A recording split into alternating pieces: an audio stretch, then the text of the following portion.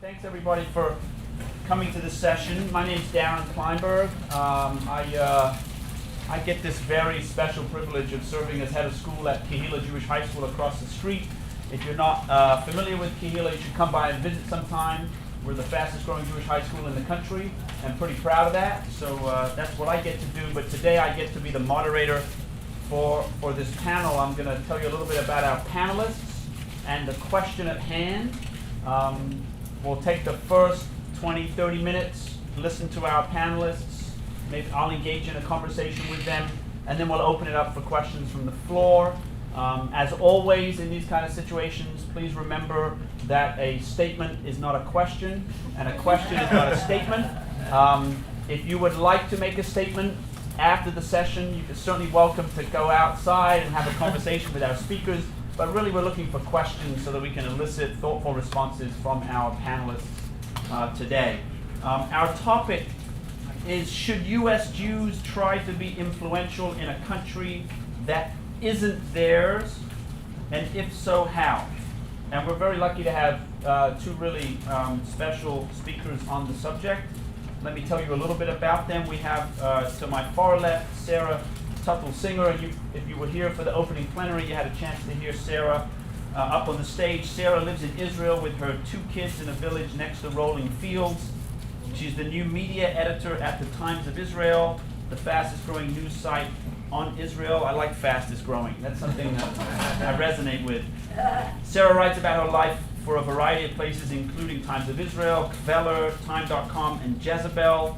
She is moving to the old city of Jerusalem for a year to live 3 months in each quarter, Jewish, Christian, Armenian, and Muslim, to write a book. And she loves talking to strangers and exploring the complex and wonderful country she is making her home. To Sarah's right is Professor Marc Dollinger. Professor Dollinger holds the Richard and Rhoda Goldman Endowed Chair in Jewish Studies and Social Responsibility at San Francisco State University. He is the author of Quest for Inclusion, Jews and Liberalism in Modern America, published by Princeton University Press, as well as California Jews, co-edited with Ava Khan, and American Jewish History, a primary source reader, both published by Brandeis University. And Marc is currently at work on Is It Good for the Jews? Black Power and the 1960s. So as you can see, we have really 2 excellent panelists for the subject at hand. And maybe I'll just start by raising some questions about the question, and then I'll turn it over to our panelists to address. So the question was, should U.S. Jews try to be influential in a country that isn't theirs? I keep on using air quotes because that's what it says in the program. It isn't theirs, and if so, how? And so some of the questions that question raises for me are, which U.S. Jews are we talking about? Is it lay U.S. Jews? Is it U.S. Jews that have positions of power and authority? Young, old, male, female? Which segment of the American Jewish community are we referring to? What does it mean that Israel isn't theirs? I'd love us to think about that question. And what might it mean to be influential as a U.S. Jew relative to Israel? I want to just say a couple more things. A lot of times when we think about this question, we think of it in terms of the Arab-Israeli conflict. Should Jews in America be voicing concerns about Palestinians, occupation, the tension between those 2 populations? But it occurs to me this addresses a whole range of other issues. So for example, you may know in the last week, the reform movement in the United States put out a pretty strong statement about access to the Western Wall to non-Orthodox Jews. So it's not just about the conflict, but it's also about religious life and certainly cultural and other areas of Israeli life. So that's the question we have at hand. I'm going to ask Marc to offer his first reflection on the question, and then Sarah, and then hopefully we can engage in the dialogue. So please, Marc. Darren is far too modest. He gave his introduction, but he failed to say that he's a recent Ph.D. in religious studies from Arizona State University. He just finished an intellectual biography of Rabbi Greenberg, and I say that only to say that he honored me. I wrote the foreword for the book, so when he called me to talk about his first question to me, I said, Darren, you can ask me any question you want, and I'm not going to answer it. I have my own agenda, and I'm going to say what I brought him to say, however it's going to be. So with that, Darren. Thank you. I want to talk about 7th grade Sunday school when I was growing up in the 1950s. And, and my Sunday school teacher said, if Israel and the United States got in a war, which side would you fight? Right now, some of you resonate with this question, right? So a lot of the kids in my class, they're all coming up with the answer, and I'm just staring at that teacher going, why did you ask that question? And maybe that was my earliest thought, that I was going to go into Jewish academics, rather than Jewish activism, because I thought that the mere posing of the question itself is actually more revealing than the answer. So I'm here today to challenge the question, and I do this with full intellectual and personal integrity, because when they asked me to be on the panel, I said no. And they said, why? I said, I think it's a dumb question. And then when we got into it, they said, okay, you can come and talk about that. So here I am. And if you all disagree with me, please come at me. It's the benefit of tenure. So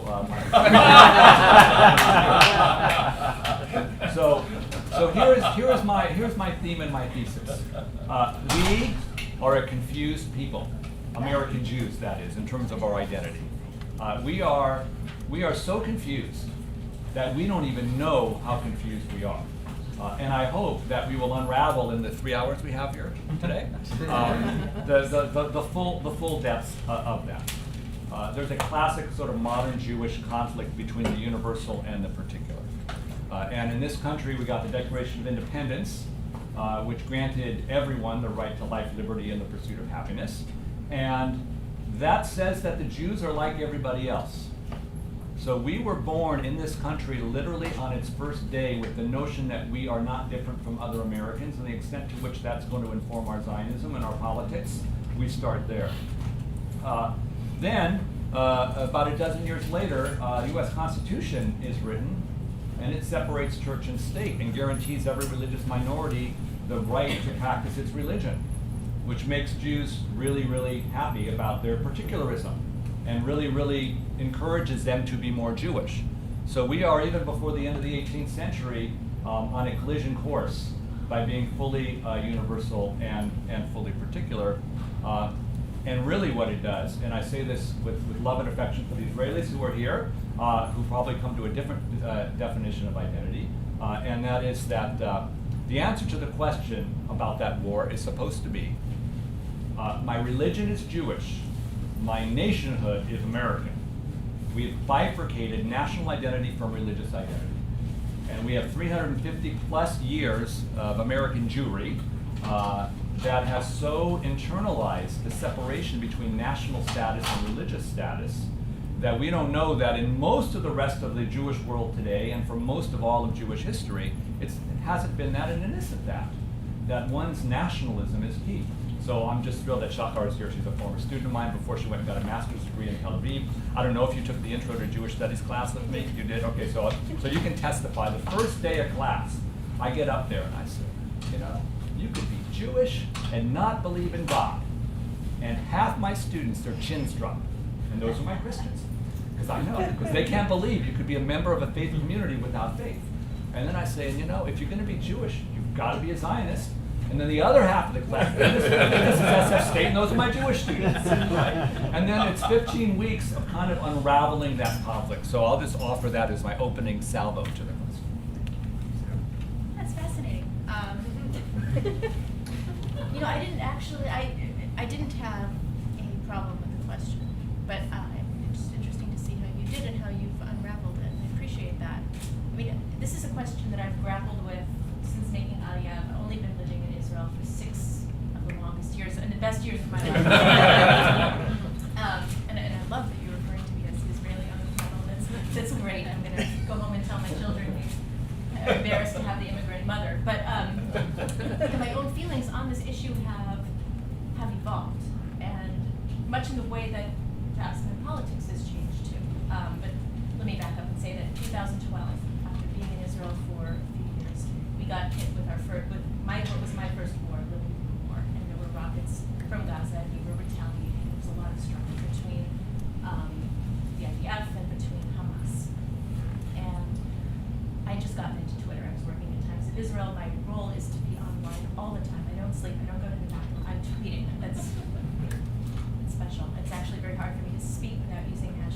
by the way, remember the hashtag for this event is Zionism3.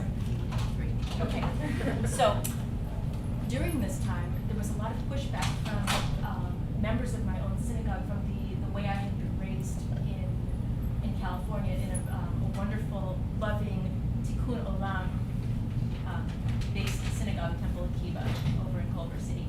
And people were really struggling to understand how there could be such a disparity in the numbers between the Israeli casualties and Palestinian casualties. And I remember struggling with that too, but also feeling the sense of, my house is on the line. How dare you judge what it's like to be an Israeli when you've actually never been to Israel? Let alone you're not the one running to the bomb shelter or throwing your children down on the ground and covering their bodies with your own. That was actually the summer, a few summers later, and my dad was there. My dad's in the audience. And I remember that was the first real experience of dodging rocket fire. A rocket landed outside the bedroom window. We were in the shelter when it happened, but we hadn't, I don't know what would happen. So I remember then feeling this frustration when American Jewish community would say how they were feeling. And I remember thinking to myself, yes, but again, you're not in Israel, you're not living it. Then Prime Minister Netanyahu decides that he's going to come address Congress. And at that point, I'd been in Israel long enough to have formulated an opinion about politics. Now, as someone representing Times of Israel, I will not give a clear statement on how I feel, but you can probably read in my voice and in my next few comments about how I feel about the Prime Minister and the current administration. So when Prime Minister Netanyahu insists, bulldozes his way into Congress, again, I'm not saying how I feel about it. Even though the President of the United States, even though so much of the Jewish community is saying, please don't come, he said, I'm coming because he didn't say I represent Israel, he said, I represent the Jewish people. I'm the Prime Minister of the Jewish people. Well, hell, if that's the case, then all of you, any Jewish person in the world, has a say in Israel. And lately, the conversation that's been coming out of America is one that's still engaging with Israel, is one I'm incredibly grateful for, because I do understand the fatigue that many American Jews from my own community, my own reform, progressive Jewish community has been feeling. And so the fact that you're here and pushing back is something that's really important and very relevant. Will it change Israel? I don't know. There is also the idea that Israeli Judaism is native to different realities and to living under rocket fire, to living in the Middle East. A colleague of mine said recently, so finally at the end of the day, Israel itself has become a Middle Eastern country. So that is part of the disparity between our communities, and yet I think that it's important to continue to weigh in, because once you stop weighing in, the conversation's over, and in a sense the relationship's over. It's a relationship we truly need, not just because we need your money, but also we need your input too. So that's how I'm feeling about the topic. So earlier today, I don't know if folks were there when Yehuda Kurtzer spoke. He told a very interesting anecdote about David Ben-Gurion, the first Prime Minister of Israel, talking to an American diplomat, politician. I don't remember the detail, but essentially his point was that at a certain moment, the Israeli Jewish community and the American Jewish community essentially took two separate paths. So maybe to take the question in the other direction. Jewish community. So again? Head of the American Jewish community. Thank you. So to take the question in the other direction, if Yehuda is right, is the increasing, at least according to the research that has been done in the last decade, the increasing alienation of American Jews, certainly in the under 35 category, from Israel, simply the evidence that American Jews do not wish to be influential in Israel, that actually American Jews by and large are disinterested in Israel, and that what takes place in Israel is simply not part of the American Jewish communities in general, the American Jewish community's sense of self-identity. What do you think about that? I love that question, and I think that actually it's the opposite. I think that the parents of that generation raised their children on the the on-Eros narrative of Israel, of the very,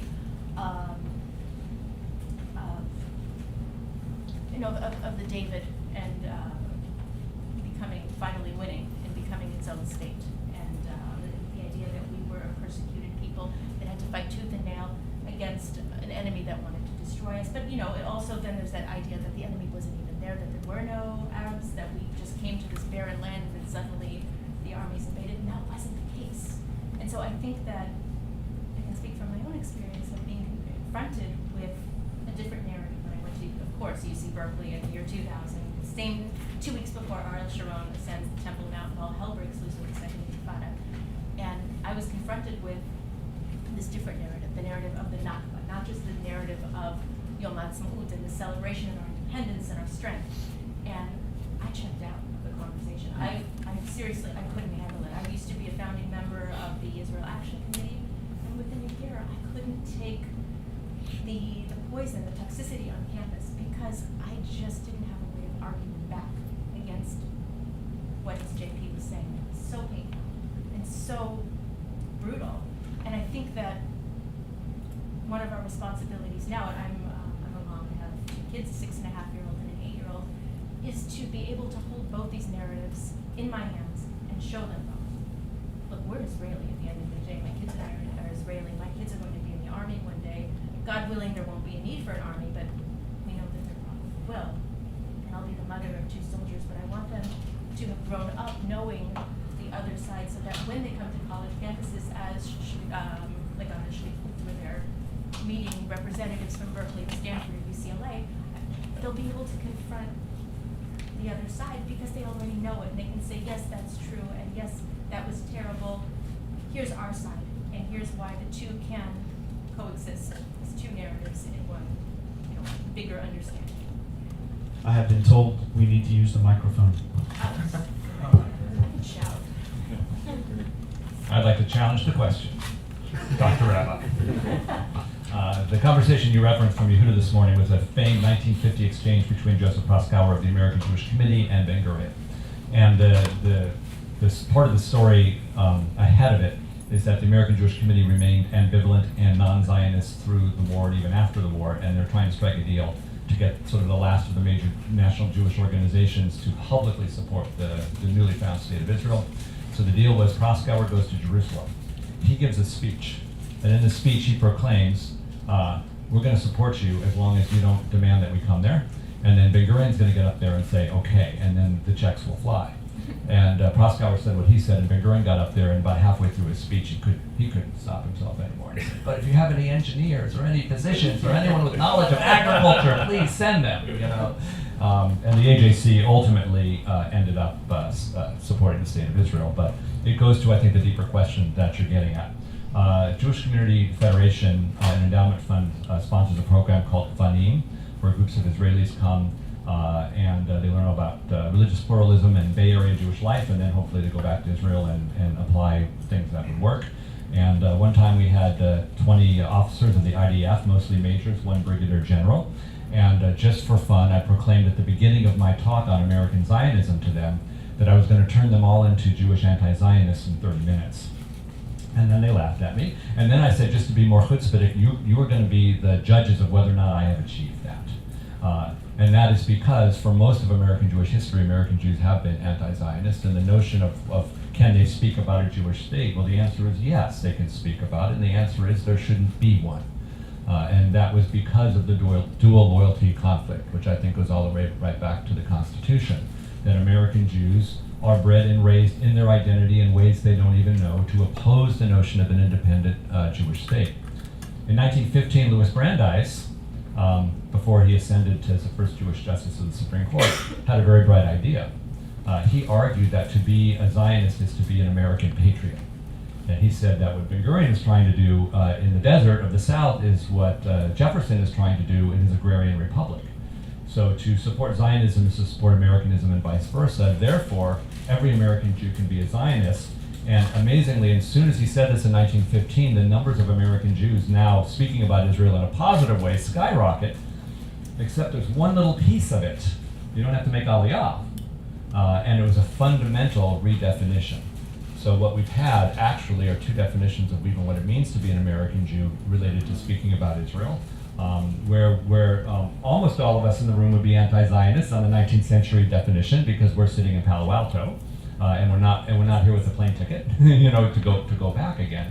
So the question you asked about sort of the under 30s, I think actually gets at a generational thing, and this is going to be sort of my first even more depressing thought. And that is that American Jews in the 19-teens or 1950s, when Proskauer went to Jerusalem, would not have spoken about Israel because they didn't know. And they didn't know because they're raised in this culture, and this culture told them to divorce themselves from Jewish nationalism. The problem with the millennial crowd now is that they do know, and they don't care. There's actually a substantial change which has occurred in the last few generations. So even though the result is American Jews are or not going to be criticizing Israel, it's coming from entirely different places. So it occurs to me, you gave the example of Kvanim, which is an amazing program funded by the Federation here in San Francisco, that whether we think U.S. Jews should be influential in Israel or not, the fact is that the American Jewish community exerts a great deal of influence, whether it be through AIPAC, the New Israel Fund, J Street, programs like Kvanim. You can pick your program. The American Jewish community, at least on the establishment level, has answered this question for itself. So if I can now ask the opposite question to my last one, is the American Jewish community being influential enough? Is there more the American Jewish community should be doing to try to effectuate significant change, not only within Israel when it comes to social justice and social welfare, cultural programs, but even on the question of peace and security? Is it possible that the American Jewish community should do even more to try to influence that reality? It's a great question, and I think the key is that American Jews should come to Israel and visit. You don't need to make aliyah, but come see what it's like. And how many of you actually have been to Israel? Great. Okay. All right. Well, keep coming and buy our products and give us money. But come see what's going on. Come hear the different conversations that are happening on the bus from Ramla to Jerusalem, or what kind of interactions happen in the shuk. Get a sense of who we are, and then I think that will encourage different kinds of very organic, authentic involvement. Now, you asked a very interesting question about whether people should be more involved, but the American Jewish community is split. And there's, you have AIPAC, and the New Israel Fund, and they're very different. And so, with my own politics, which we're not discussing, there's certain groups that I wish were more involved, and they're doing as much as they can, but I wish they had more funding, and I wish that they could keep promoting the discussions around shared society and around coexistence. And notice I'm not talking about peace, I'm talking really about mutual respect, mutual understanding. So I think it's important then to define what you mean by that sort of support. And I think I'm going to actually hand the mic over to you. I actually think this is all about the Southern Baptists, Of course it is. Always about Southern kids. who are incredibly Zionist, it turns out, much to the chagrin of American Jews and American Jewish Zionists, who are really, really nervous about why it is that a fundamentalist Christian group that thinks that they're going to burn in hell someday is supporting the Jewish state. So I happen to be on some kind of keynote at the Brandeis Bardeen Institute in LA, and we're all debating this, and it's like it's an adult retreat, and we're all really, really nervous and really anxious, and then the one Israeli who's in the group stands up and says, "I'll take their support now and worry about Armageddon later." And that demonstrated to me Galut mentality, right? And that is really the identity conflict that American Jews have. That sure, we should criticize or compliment what's going on in Israel until it comes into our Galut thinking about whether or not we actually should do that, either or as Americans or as Jews. And if we're going to take the universalist side of the Declaration of Independence, sure, you criticize Israel because you criticized South Africa back in the day, so why not? And if you're going to take the Constitution separation of church and state, no American Jew should be saying a word if they don't actually live there. and suffer the possible implications. And this is maybe Netanyahu's idea that he's representing the Jews instead of Israel in Congress, because that's a very offensive idea. So I would say that however we're answering it is actually not about the answer to the question. It's about where we're landing as American Jews in our identity and in our anxiety about it.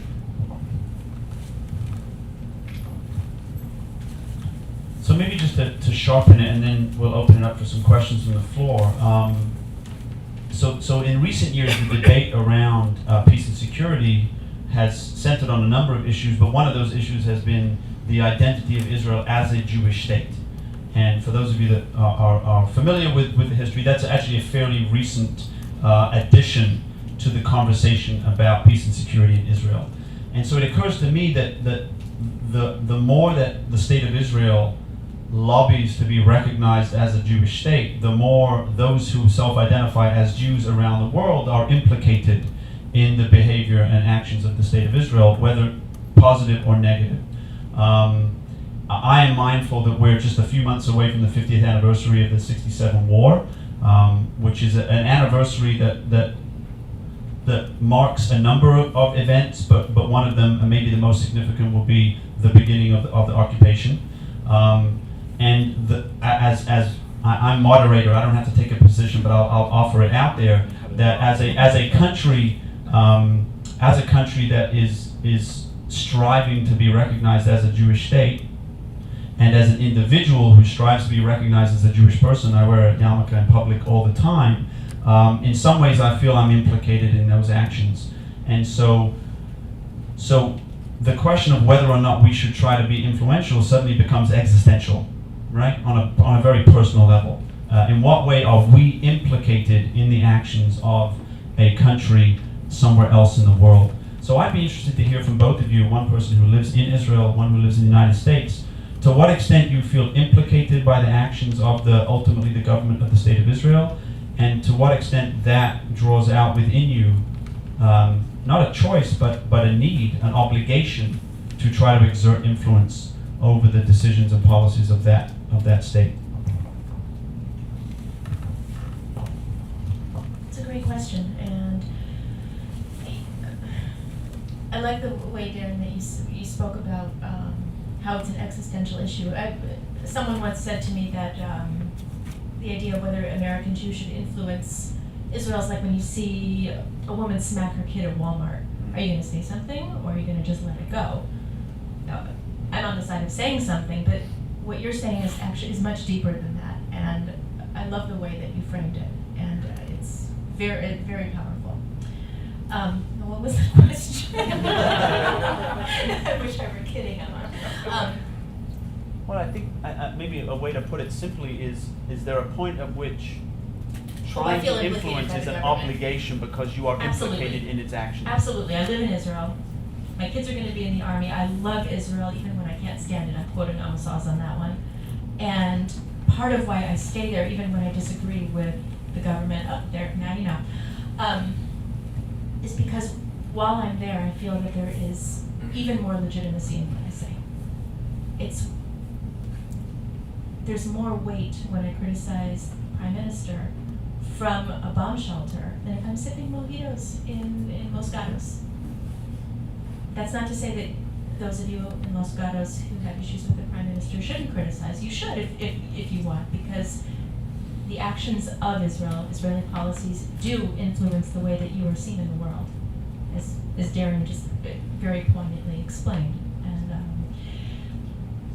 but I think, for me, there's no way I'm going to shut up about things that I don't like. There's also no way I'm going to shut up about the things that I do like too, because loving Israel is not just criticizing Israel. If you're only criticizing, then where is the love? There's no love. So it's also important to celebrate and to shine a light on the things that are being done right, and there's so much good. There's the Israeli presentation right now in another room. I'm really glad you're here, but chaval that you're missing that, but you'll be hearing from Yotam Politzer later on. But there's movements like that. There are also different shared society movements. There are beautiful things that people all over the country are doing, that Jews are doing to work with Arabs are doing with the Jews, and they're doing together. But besides just the issue of coexistence, Israel does a lot to be that light unto the nations. And so speaking to that too, while at the same time criticizing the things that you don't like, is I think very important to have that balance and to give a fuller and more holistic picture of this incredible, tiny, dynamic, embattled, and miraculous country. Intermarriage rates where I am in Marin County are 90%. Synagogue affiliation rate is 15%. Las Vegas says that it's the lowest in the country at 14%, but Sonoma drops down to 10%. So when the Federation brings Kavanim groups, I get them for the first hour of their immersion in the United States, and then they go to Shar Zahav, the LGBT traditionally LGBT synagogue, and lots of other expressions of Jewish life in the Bay Area, in a place whose demographics and Jewish expression are like nothing they have ever seen, for the purpose of having them bring that back to Israel and hopefully open up a little bit about Jewish, because my spin on Israel is not really a Jewish state. It goes to one particular moment when I was in Israel on Purim, and I was so excited to be in Israel at Purim and get to celebrate that until I was on Dizengoff, which was hip when I was there. I still hip, okay, because last time I was there they told me it's not hip anymore. I was saying, so is it hip again? If you're telling me, I believe you. So. It's still It's still hip? Shachar tells me it's hip. All right, so I was in a very hip part of Tel Aviv, and it was the worst Purim I've ever experienced, because there was a whole lot of Rambo kids running around, and no Mordechais, and no Esthers, and no Hamans. And I said, this is the most Americanized version of a Jewish holiday I've ever seen, and I'm seeing it in Tel Aviv. And of course, from an American Jewish pluralistic religious perspective, religious expression in Israel is not all that Jewish. From an Israeli perspective, it's completely Jewish, because you just show your passport, right? And assuming you're an Israeli Jew, there is your identity right there. So I think the question of who's implicated and what they're implicated for is actually centered on how we're even understanding that particular category. So whatever we're going to respond to by feeling implicated if we don't speak up, it's actually not necessarily, and typically not, an Israeli perspective. Because secular nationalism, as it's developed as Jewish identity, is so fundamentally different than a pluralistic religious expression as we have had here, that I would say we are so fundamentally different in our understanding of what Jewish is. And then this notion of this question about criticizing, across the Atlantic, is actually intervening in this in this utter and complete confusion about what it is that we're saying. Because whatever the critique is actually an Americanist critique, even if we think we're saying it through a Jewish lens. So let's see, by show of hands, if folks have questions from the floor, we'll open it up. Let's try to keep them as questions. Maybe you'll share your name before you ask your question so we get to know you. So why don't we start up here? My name is Spencer Kinsey. Sarah, you mentioned about being on UC Berkeley's campus and how that was so overwhelming. And I completely empathize. As a college student at San Jose State, sometimes you stop wanting. I stop wanting to fight because it's so overwhelming. So my question is, how do you get through that headache and continue to keep fighting? And what do you have to do to make sure it's not all relying on you and it's more of a communal effort as maybe a Jewish club or a pro-Israel club? How do you not get complacent? In my case, I got complacent. Smoked a lot of weed. Sorry, hi, Dan.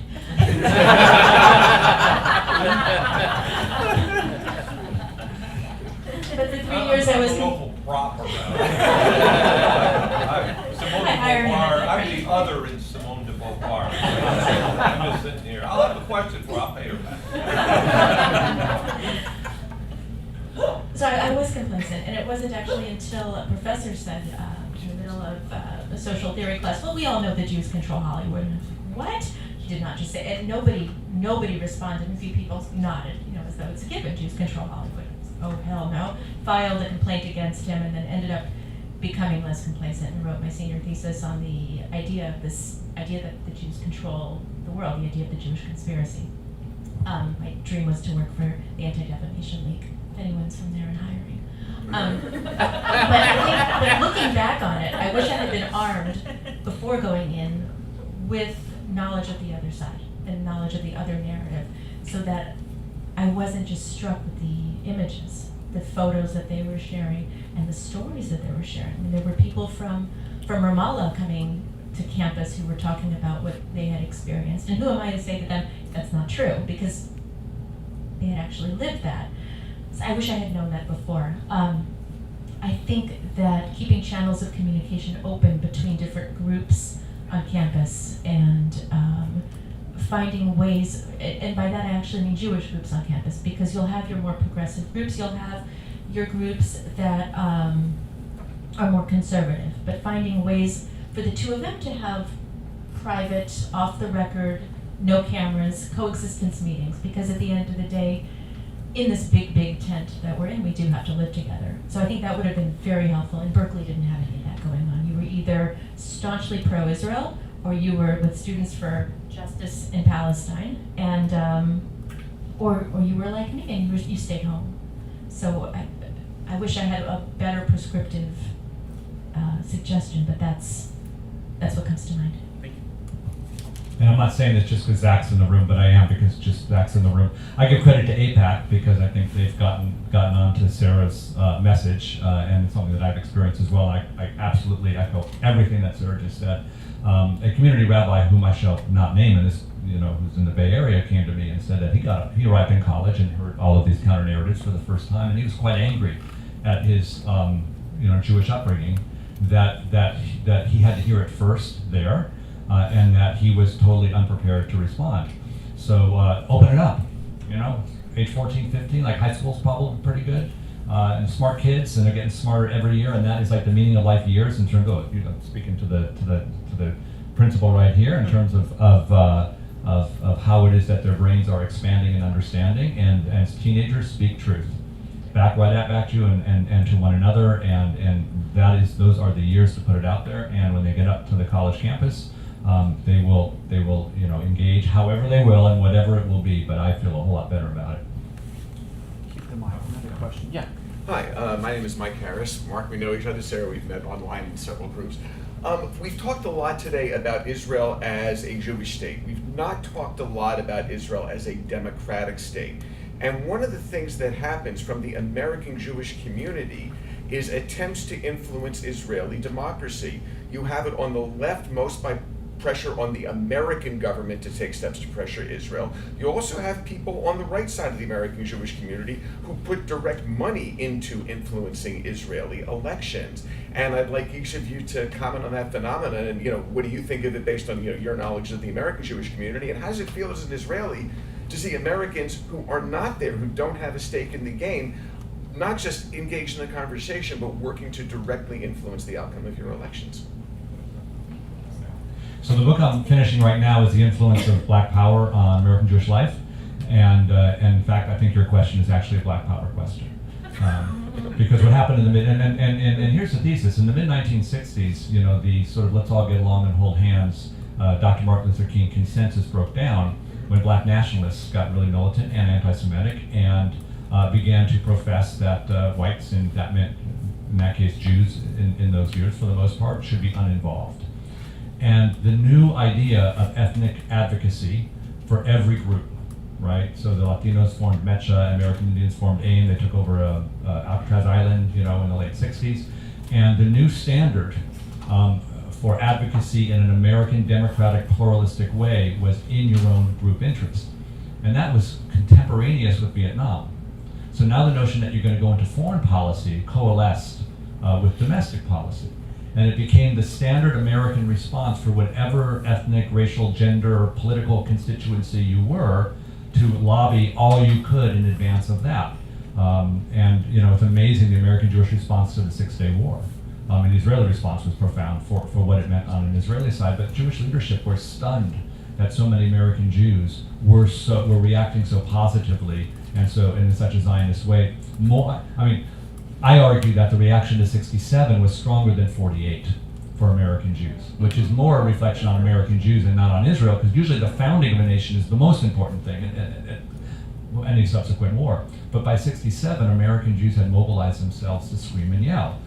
Because the blacks were screaming and yelling, and when they said, I want to help you, they said, go. So Soviet Jewry movement, for example, emerged as a consequence of black power, but pushing Jews out. So how do I feel about sort of American Jews trying to influence democracy in Israel? Long live the 60s, and that's the legacy, and that's purely American, and I would say it's actually black. It's a great answer. I also think the question can also be asked, should Israelis be trying to influence American elections? And I believe the Prime Minister endorsed Romney, or very closely did that. Very close. Yeah. Very close. Yeah, I Very think close. the hug and the handshake was. So, if and I say that is if Israel can't do that, then America certainly can too. And again, you know, when you say Americans influencing Israeli politics, and you're asking an Israeli with certain political views, you know, sure, you guys can influence our politics all you want. You guys please stay away. You know, it's that conundrum. And to me, it seems a fairly balanced conundrum that the Likud primaries when Netanyahu ran, and if I'm wrong on this, call me out. But I remember hearing that when Netanyahu ran to be the head of the Likud in the primaries, it was all foreign funded. It was all funded by, I believe, Americans who were giving private donations. If I'm wrong, tell me, and I will apologize. But and then on the other hand, you also had a lot of democratic, progressive Jewish influence on Israeli elections too. So it balances, and it's not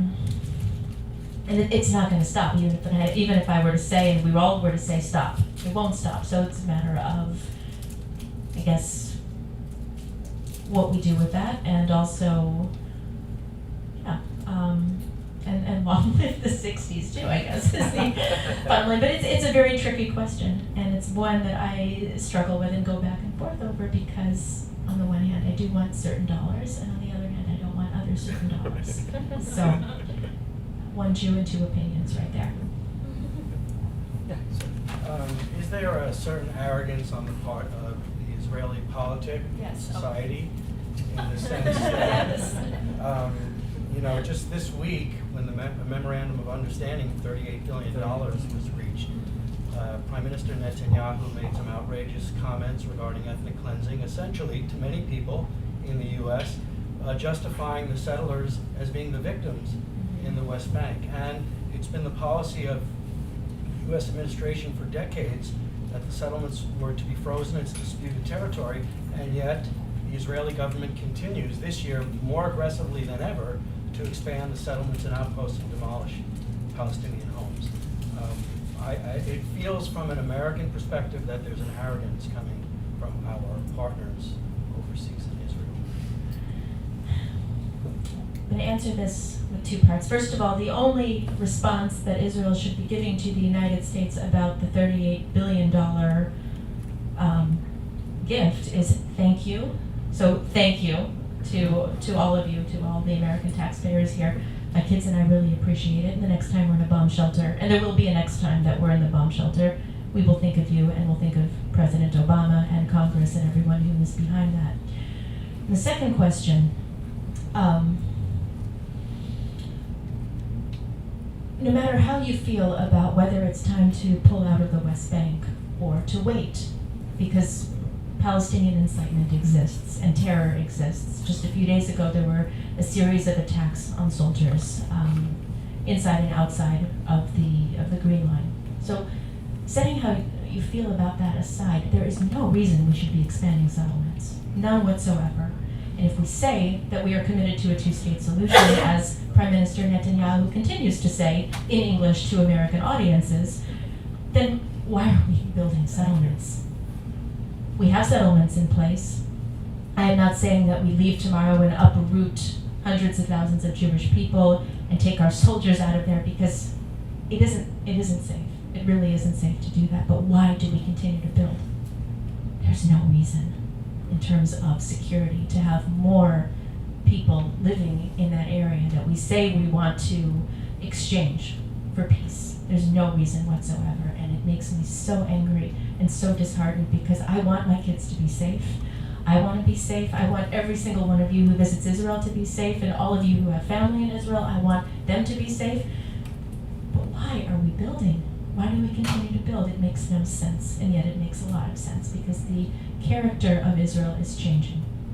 And this is something that I struggle with, and one of the reasons why I stay, because again, I can't struggle with that in Los Gatos or Venice Beach or in Silver Lake or in Manhattan. I need to actually be there on the ground in order to see and to be able to as effectively criticize as I can.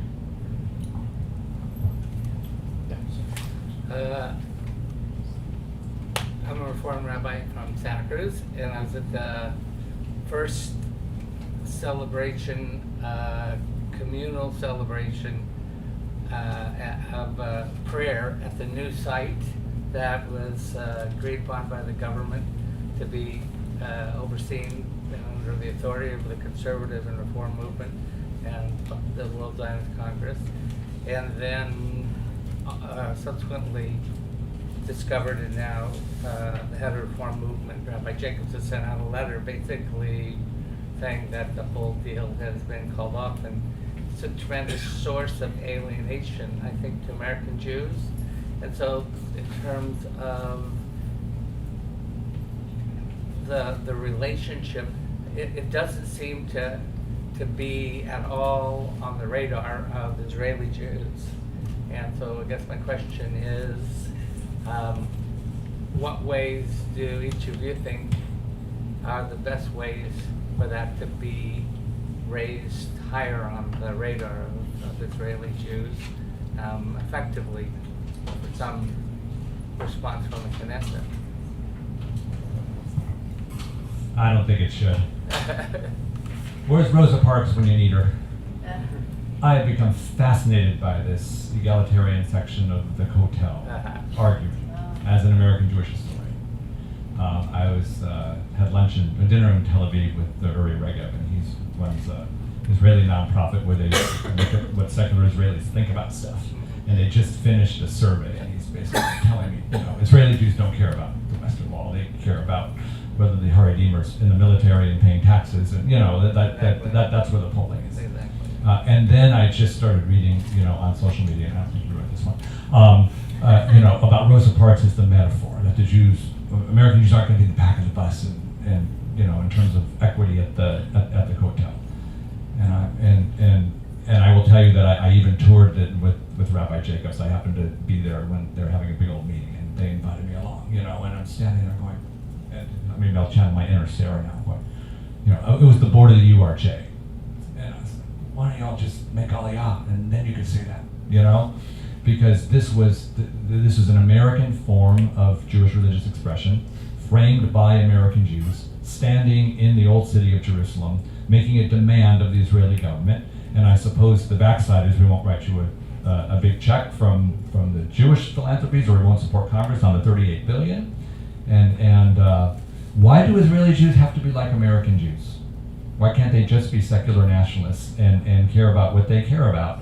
And for me, it was as a scholar of the civil rights movement, the approximation of that was historically inaccurate and also was completely blurring the irrelevance of that outside of the power play between the two national groups of Jews.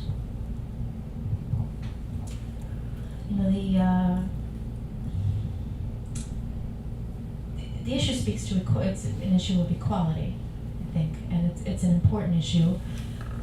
I also like to think of this issue for American Jews as the gateway drug to progressive Judaism within Israel and to becoming more involved in progressive movements, in shared society movements. One of my concerns actually about this is that by drawing so much attention to the Western Wall, we're fetishizing it. And right now, especially as the Waqf and Palestinians and now the Jordanians are so sure that we want to change the status quo, by drawing even more attention to this wall from a traditionally progressive Jewish community, I wonder if that is actually helping to make to foment the discussion even more. If it's making things more challenging for Israel in a way. Now, do I want to pray wherever I want to pray? Absolutely. And I support Women of the Wall, and I think that they're doing very brave and very important things. But I like what Marc was saying about the differences in the Judaisms, in American Judaism, in Israeli Judaism. And one of the things, I'll be honest, that one of the things I actually miss while living in Israel is American Judaism. because for someone like me, I'm not Orthodox. I don't want to sit behind a mechitza, but I'm also not secular. I mean, I believe in God, which is a very daring statement to make if you're in Israel and maybe if you're in the Bay Area. But finding that kind of community is very hard, and there is some reform movement in Israel. A good friend of mine is Rabbi Miri Gold, and she's the very special rabbi. But it's a small community, and younger Israelis are not joining it. Okay, so it's Americans, and the same with the conservative committee, but community. Excuse me, not committee. But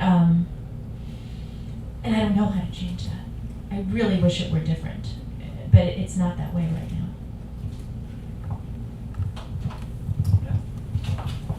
I'm Rick Tuttle. I have the honor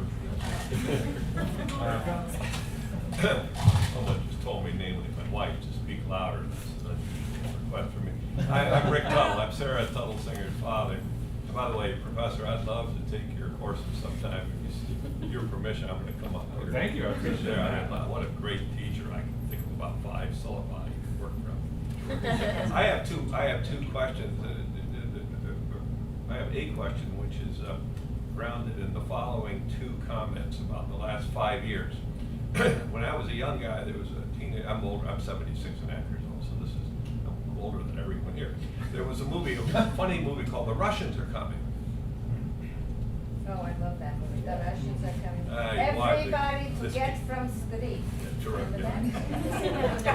The Russians have arrived in the Middle East.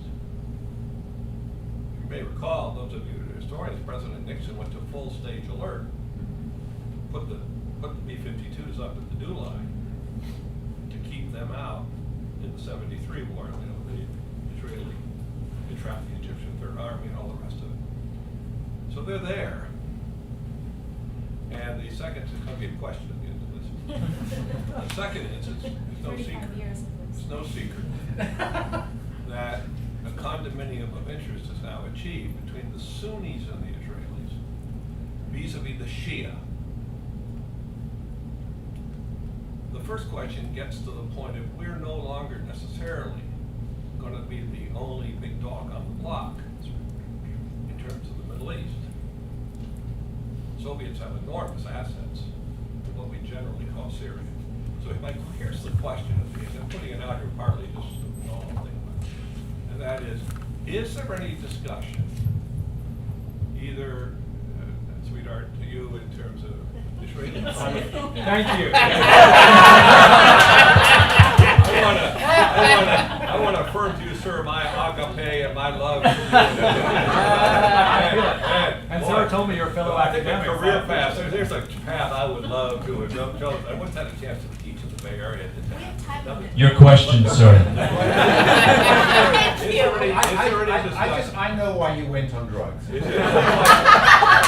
there any discussion in Israel that Sarah, that you know about, or for that matter, around your newspaper, about these 2 phenomena? In other words, how are people grappling with it? I mean, we all know it, but are people wrestling with it? And second is, in the academic community, I'll put it in terms of the Bay Area, is there any discussion of that as well? Things are very different than they were, say, 3 years ago. So if I can jump in here, if folks read the New York Times, as I try to do every day, you would have read an op-ed about 3 weeks ago talking about the Arab Peace Initiative, which is exactly focused around this issue of the Sunni opportunity going from Turkey all the way down to Saudi Arabia, working with Israel, and in some ways decentering the United States as the central player in arriving at a peace and security, which comes out of the original Saudi plan.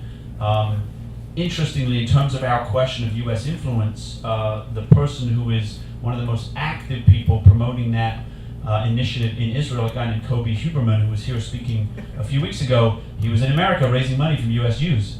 So even those initiatives that appear to decenter the American Jewish community or the American political community are still reliant heavily on the resources of the American Jewish community. And so the question for us is, what right does that give the American Jewish community then to influence those discussions, which is what in part our topic is here today. I don't know, Marc, if you want to add anything. I was just going to compliment Darren because we received an email from conference organizers that specifically said if there's a question that comes from the audience that's not about the specific topic that you're addressing, you have to not answer it. And I thought, oh no, because you're the one we have to actually answer, but now we can't answer it because it was off topic, and then Darren brought it right back on topic. Yeah. Good deal.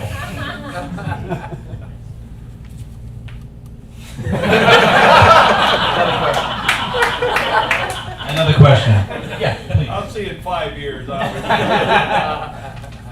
Going back to what we were discussing a little bit before this question, I also lived in Israel from 2011 till 2014, and was wondering if you could talk a little bit about some of the opposite experience, I guess, that I experienced while living there, which is that I found that a lot of secular Israelis very much identify solely with the Republican Party, and are convinced that's the only way to go, when fundamentally there are other parties besides the Republican Party that are very much interested in minority classes' interests in the United States. And for me, I found this to be quite interesting because they're in Israel, the Jews are the majority. So this concept of being the minority is something that they've never really crossed paths with, and I've sometimes found, like, around Shabbat dinner table conversations, the most honestly uninformed conversations from the other side, where they were like things that are not very true were discussed in terms of what is realistic about United States policy. And I was wondering, I'm not exactly sure what my question is. It's a little bit more of a statement, but if you've experienced that, and also what your thoughts are on that. So it's such a great question, and one of the speakers earlier said, maybe it was Yuda Kurtzer or maybe it was Daniel Gordis, and it's funny to get them confused, but I am. That Israel One's bald, the other one has hair. Yes, oh, right. That's the glass. Okay. We don't yet know how to be a majority power. And this is something that I see in comments in social media whenever someone talks about the importance of dialogue and coexistence. And there's a lot of fear behind that because we haven't actually wrapped our heads, and by we I mean Israelis, haven't wrapped our heads completely around the idea that we're very strong, that we have one of the strongest armies in the world, and certainly in the Middle East. Islamic State is afraid of us. I'm afraid of Islamic State, but they're afraid of the IDF, and good. And we're not going anywhere. We're an extremely strong country, a very, very strong and resilient people. But we haven't come to terms with that. And being a minority is lovely.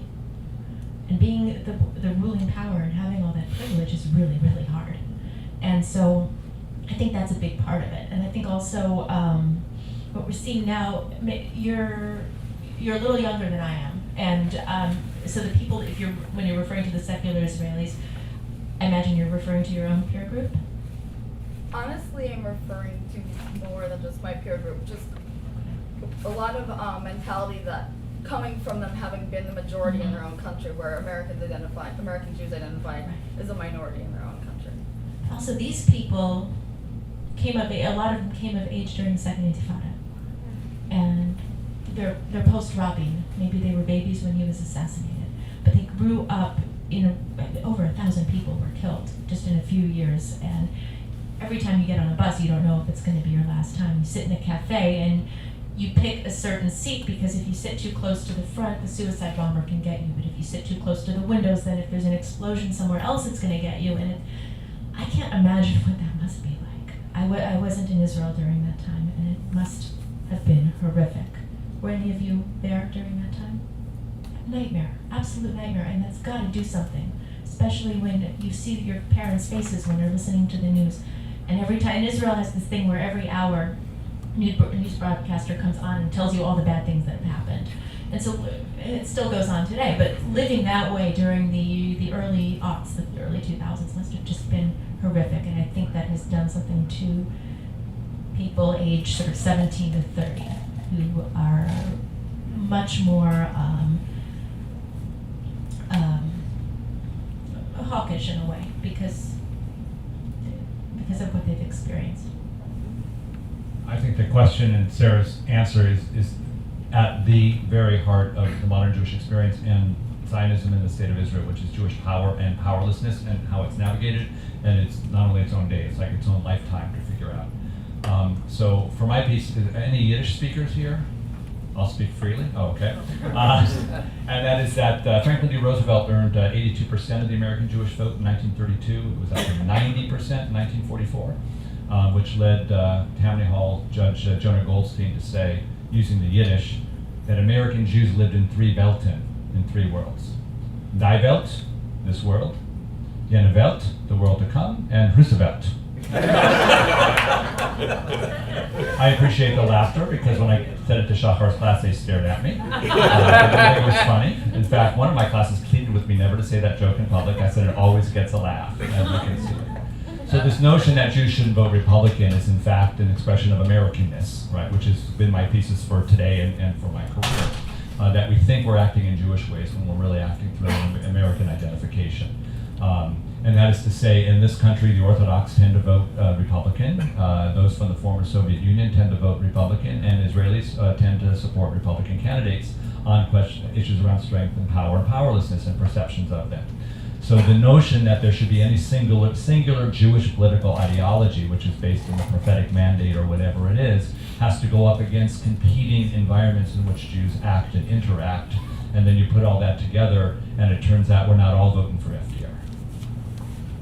So we're going to take two more questions right here, and then give you a chance to take a little break. So go ahead. Along those lines, getting back to the comparison of 1948 versus the present, it seems to me that there were a lot of other issues American Jews had to deal with in 1948. You know, Father Kaufman was doing his thing, and there were a lot of anti-Semitic pressures. In some ways, some would say that your experience at Berkeley is the reflection of that nowadays, encountering all this anti-Israel sentiment on campus. So my question is, when American Jews are on the defensive, how is it different when historically it was more about anti-Semitism straight up, you can't be a member of this country club, as opposed to anti-Semitism with respect to Israel sometimes, which is necessarily at arm's length, because as you said in the beginning, we are in a voluntary diaspora, we're not making Aliyah. So how does that change the mentality? This is about relationship to power.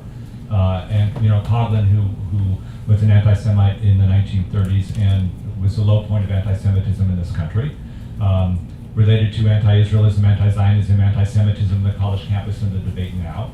American Jews tend to like to equate similar words said in different times as the same threat. In other words, are we back in Germany in 1938? That tends to come up a lot. And in fact, it's the difference between prejudice and discrimination. One can say any words one wants out of one's mouth and be prejudicial. In order to discriminate based upon those words, they have to have access to power.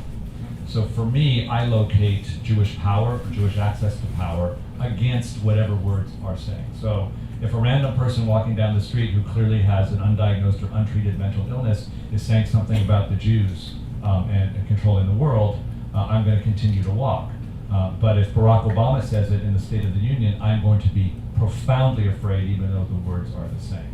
And just to throw in, the current political climate around Black Lives Matter and the anti-Israel statement in the platform, that to me is playing right into this particular dynamic of relationship to power, where those who are disenfranchised are speaking a lot from a position of relative powerlessness, so that anything that those in a position of power say in response, and American Jews are in a position of power, is seen actually as a power statement, not as a word statement, whatever those words are. Very interesting. It's a tricky one because people then couch their anti-Semitism behind these words and, we don't have a problem with you Jews. First of all, if you hear the expression you Jews, it means they do have a problem with you and they actually hate you. But no, it's just Israel. There's a professor, I think he really is now a professor, Hatem Bazian. Has anyone ever heard that special name? Okay. So he's only an instructor. He's not tenured. That is the best news I've heard in a long. Thank you. All right, it's worth it. I'm done. Okay. So Hatem Bazian has been around since even before my day at Berkeley, and I see him retweeting various Jewish philosophers and also Jewish Voice for Peace, but I believe he's also very deeply anti-Semitic. But he's hiding that behind certain political rhetoric and playing into people's fear of different power groups.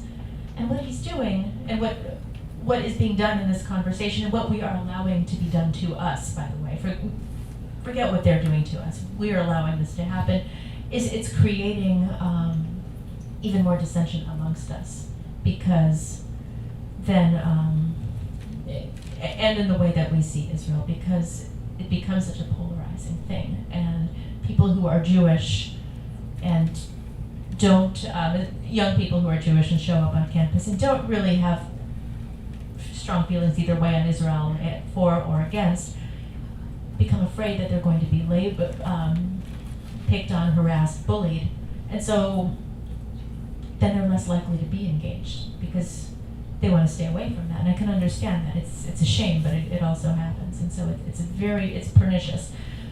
Are these people showing up with pitchforks and rifles? No, online they do, but that's, you can always shut down your computer. But this idea has its own virility. I mean, literally, it's on social media and it becomes viral, and it also is something that's really influencing the discussion around Israel. And it's sad. It's too bad. Okay, last question. This is for Sarah. Yesterday I was at a very interesting and inspiring speech by Gershon Baskin, and he spoke very eloquently about the need for greater engagement between Israelis and Palestinians, particularly in the West Bank, but in Israel as well.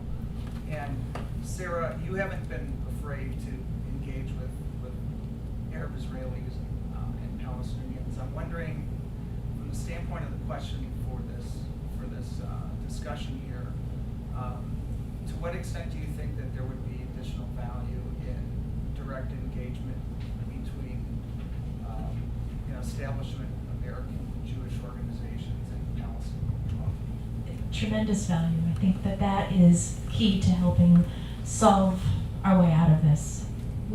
So much of this conflict is based on fear. And Israelis have many reasons to be afraid, and Palestinians have many reasons to be afraid as well. But when people on both sides get to know one another and see the humanity in the other, then some of that fear dissipates. Not all of it, because sometimes you meet people who actually are people you should be afraid of. For example, if I had a conversation with Adolf Hitler, I wouldn't come away thinking, wow, what a charming man, I'm not afraid. I'd be even more afraid than before. But with the Israeli-Palestinian conflict, when people on either side, and if the American Jewish establishment is able to meet with Palestinian leadership and lay people to hear their concerns and hopefully be heard too, I think that a lot of the fear factor would dissipate. And when you're not afraid, you're less likely to hate. Now, again, let's go back to the issue of power and privilege. Jewish people in this conflict have more power and more privilege than the Palestinians. So it's on us to make the first moves. It's on Israel to take the first very courageous, very big step and reach out. It's not on the Palestinians to make those courageous steps because they're being occupied. You can't expect them to reach up when it's a lot easier for us to reach down to help. And that goes for the American Jewish establishment too. And I hope that there will be brave decisions in these groups to help build these bridges. But it'll have to come from the American Jewish side first. Well, folks, I think you'll join me in thanking our panelists, Marc, Dollinger, Tuttle-Singer. I think the next session begins at 4:30, so you have some time, so you can come up and have a chat or go grab a drink or something to eat. And thank you for being here today.